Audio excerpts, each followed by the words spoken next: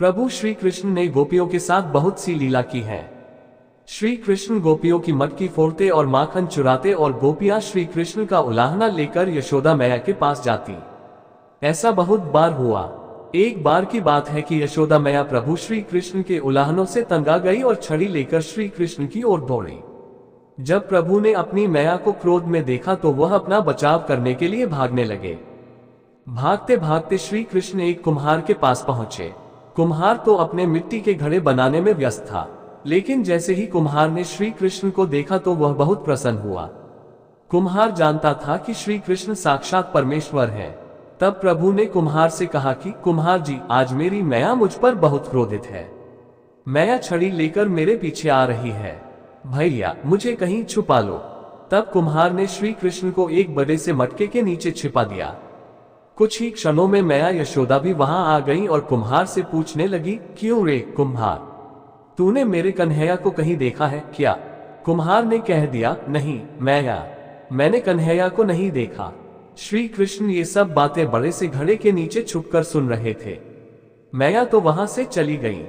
अब प्रभु श्री कृष्ण कुम्हार से कहते हैं, कुम्हार जी, यदि मैया चली गई हो तो मुझे इस घड़े से बाहर निकालो। कुम्हार बोला, ऐसे नहीं प्रभु जी, पहले मुझे 84 लाख यानियों के बंधन से मुक्त करने का वचन दो।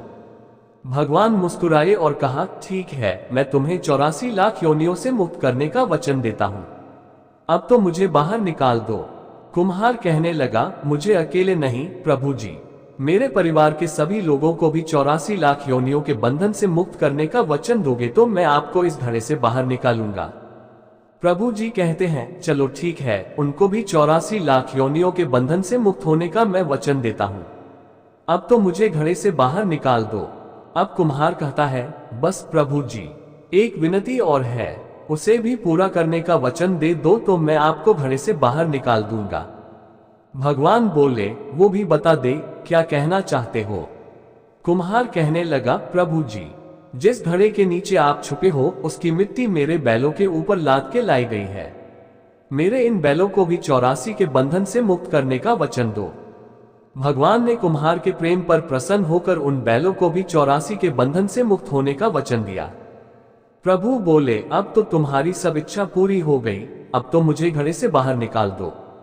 तब कुम्हार कहता है, अभी नहीं भगवान, बस एक अंतिम इच्छा और है, उसे भी पूरा कर दीजिए, और वही ये है, जो भी प्राणी हम दोनों के बीच के इस संवाद को सुनेगा उसे भी आप 84 लाख योनियों के बंधन से मुक्त करोगे।